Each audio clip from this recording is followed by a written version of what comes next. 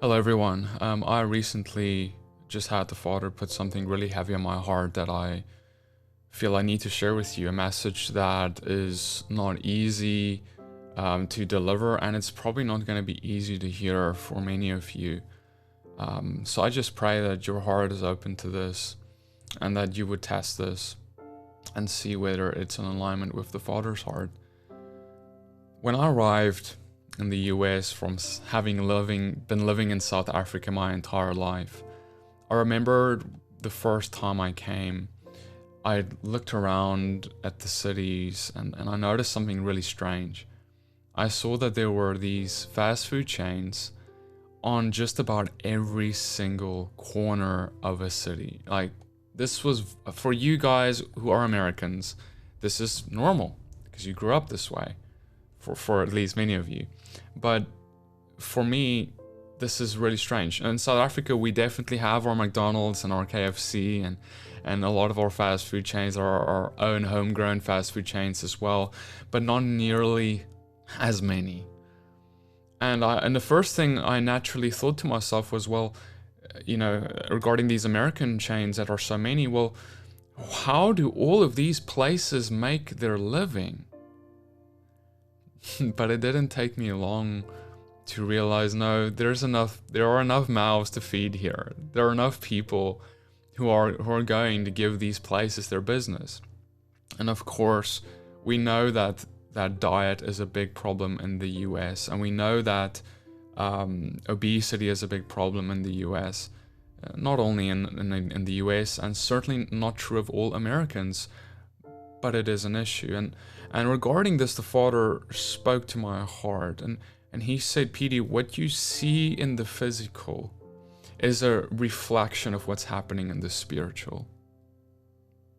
What you see in the physical is a reflection of what's happening in the spiritual. Because see, brothers and sisters, when you look at American Christianity, by and large, not all churches, not all of Christianity in America, but mainstream, we see that the spiritual state of people are the same. They have gone to fast food churches. They have gone to their drive-through to get a spiritual high and to feel kind of, when you go to a fast food chain, you eat, you get it quick, it's easy, it's fast, it's unhealthy though, but it fills you, and you walk away from there feeling, well, I have my filling, I'm good, let's go on with our day, right? But in reality, your body did not get its nourishment.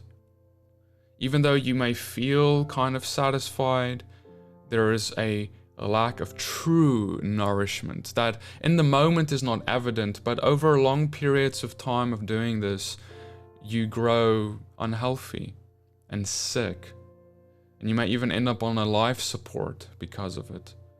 And this is exactly what has happened to the body of Christ in this nation.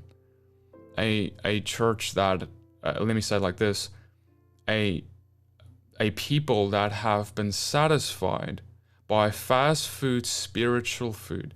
And this is because a lot of the leadership, spiritual leaderships, have been catering to the wants of the people instead of their needs.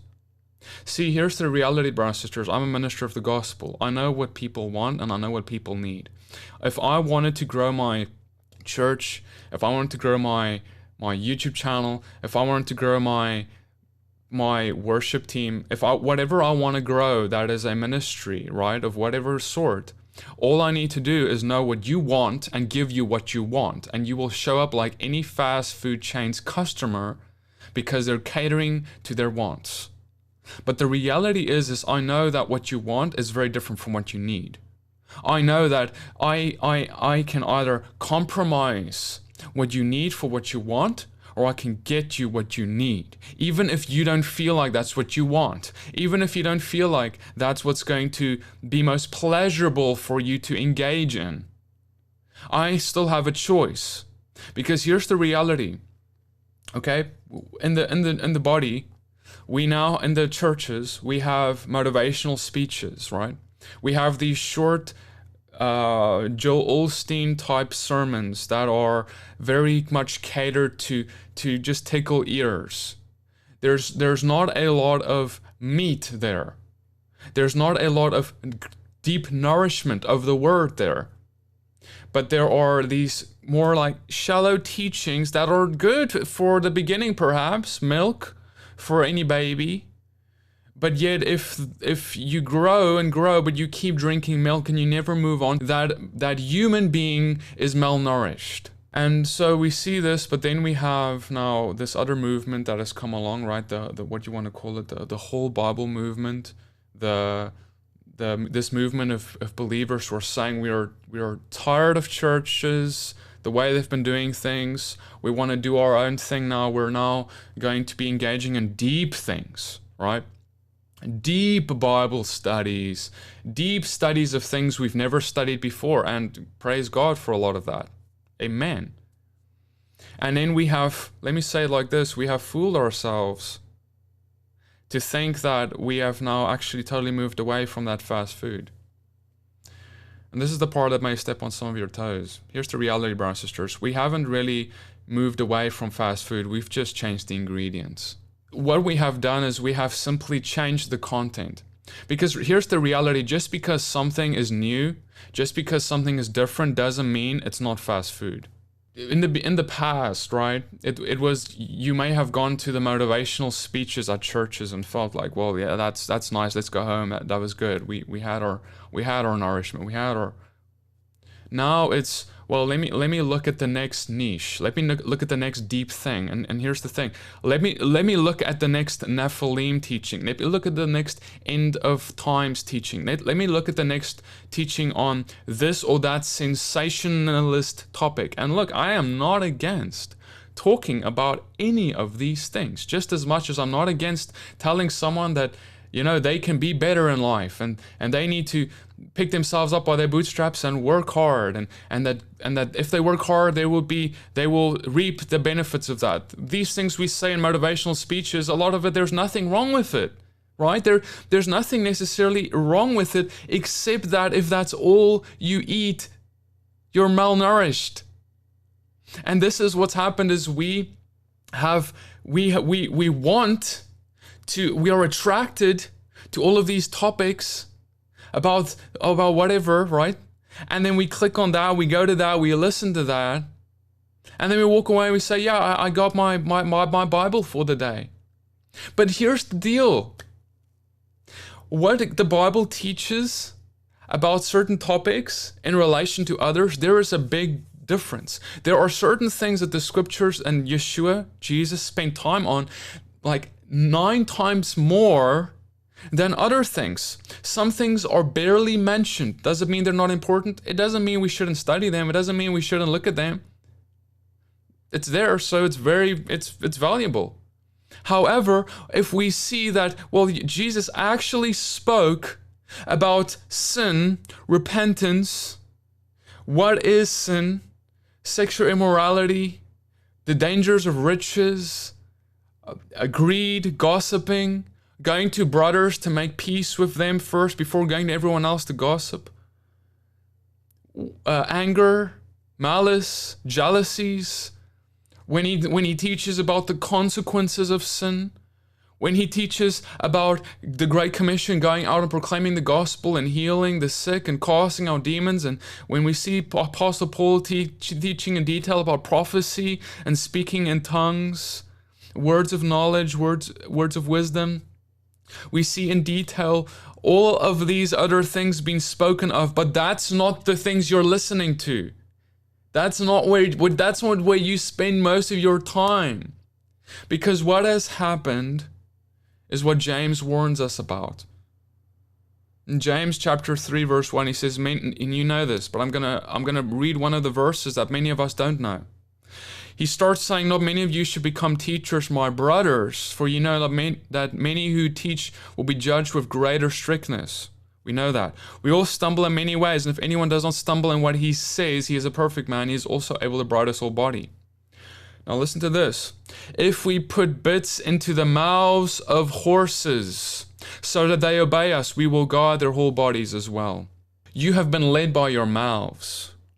You have been led by teachers who have been giving you something like a horse to the mouth. Hey, horsey, look at this. Do you want this? Come. And you know, that's how you lead a horse, right? You put something by its mouth that it likes, and it follows you. It'll follow you anywhere until it can get a taste. And that's exactly what we've done. We've allowed certain teachers, and I'm not here to judge whether they should be teachers or not in the first place, and I'm not here to say they're false prophets or any of that. I'm simply saying that if you're someone who's a teacher, it's easy to give people what they want. And so as people, we've been like, well, yes, that looks tasty. Let me follow that. Let me follow that. Let me follow that. And we haven't stopped to think, well, do I actually need that?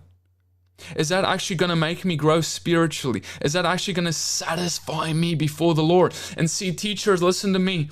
It's not your big church that's going to get you to hear, well done, good and faithful servant. It's not going to be your successful YouTube channel that's going to get you to hear, well done, good and faithful servant. It's not going to be your big Bible study. It's going to be none of that. What's going to make you hear, well done, good and faithful servant, is because you gave my people what they needed and not just what they wanted. You gave my people the nourishment they needed even when they didn't want to have it, even when they didn't want to hear it. You told them the truth. Yeshua spoke to Israel and said, Israel, Israel, you kill my prophets. You kill my messengers. Why? Because the messengers proclaimed what they didn't want to hear, but what they needed to hear. And when Israel, they were in the wilderness, Israel, they were complaining. Why? Because they were not getting what they wanted. Instead, they were getting what they needed, the manna from heaven. Is the manna from heaven enough for you, is my question. Or are you constantly in the search of something more? Or are you complaining and saying, I want the leeks, I want the melons, I want that spiritual fast food? These things are very spiritual, but they're not going to get you to be mature. See, brothers and sisters, many of you have grown obese spiritually, fat and happy, but you're at the point where you're just about to be put on life support. And this is evident in the fact that your intimacy with God is lacking. It's evident by the fact that your prayer life is suffering. Yes, you watch your latest Nephilim YouTube teaching or flat earth teaching or end of the world teaching, and you feel like, yes, I've arrived. And I'm not giving commentary on any of those things before you head into the comments. I'm saying those things are not it. They are not the arrival. They're not this is what I want you to grow in that God said. That's why he speaks so little about it in his word. And so you've arrived and you're now getting at the hospital and they're about to put you on life support. And I am the doctor coming to you and I'm saying, you are sick. And if you don't change your diet, you're going to die in this hospital. If you don't allow God to give you what you need, you will die, because ultimately we have a people, listen to me, brothers and sisters, we have a people who know a lot about God, but they don't know who he is, and he doesn't know them. We have a people who think that because they know about all of these other topics, that they know God. No. You don't get to know someone based off learning about all these different topics. You can have all the knowledge of all the books in the world, but that doesn't mean that you know someone. You can study everything there's to know about them, but that doesn't mean you know them. Do you know him? The only way you'll know him is if you spend a time with him, face to face, if he spent a time with you. If you were in the secret place with him, then he would exalt you out in the open. But you're not being exalted out in the open because you're not with him in the secret place. So, brothers and sisters, that's all I have to say. Go to the Father and ask him, is what Petey's saying true? And if you don't like what I have to say, maybe it's because what you need to hear, and maybe you're so used to hearing what you want to hear that you don't like it when someone says what you need to hear. Sometimes it's good to listen to what you need to hear. And now it's time for us to get off that and get with what we need to hear. Get with teachers. There are many good teachers out there. They're not the ones who have the big stages, trust me, but they have a nourishment that will fill you. And teachers, last word for you, stop catering to the people the way the world caters to them. Stop looking at how the world fills people and say, well, I'm going to try and fill people the same way. Stop employing the strategies of the world unto the people of God, because you will stand before God one day when you have sheep that you did not feed, but you just laid on, and you will have to answer for that. And this is why James says not many of you should be teachers, because it's not just about being knowledgeable, not just about being wise, not just about having a big brain, a lot of knowledge, intellectualism. It's about having discernment and wisdom to know what you need to teach people. Because there are some topics that you can teach them all day about, but it's not going to do them any good. Brothers and sisters, this is something worth repenting from. This is something that God is calling a repentance in. Repent from your wicked ways of looking unto things that you want instead of that which you need. And teachers, repent of your sin of not listening to the voice of the Father to know what to give his people. Instead, you have been following your own devices. Repent of that sin. This is what the Lord says. This is what he calls us to. Go and sin no more. Father, I pray, Lord, for everyone listening to this, Lord. I pray, Lord, for a heart of conviction. I pray, Lord, for a piercing of the hearts of your people. I pray, Lord, for your Spirit to go forth, Lord, and change the nature of people. Lord, I pray, Lord, that they would go and they would be spiritually nourished, that they would be physically nourished like never before. Thank you, Lord. We pray all this in the name of Yeshua. Amen. Many, many blessings and shalom. I love you guys. That's why I share this.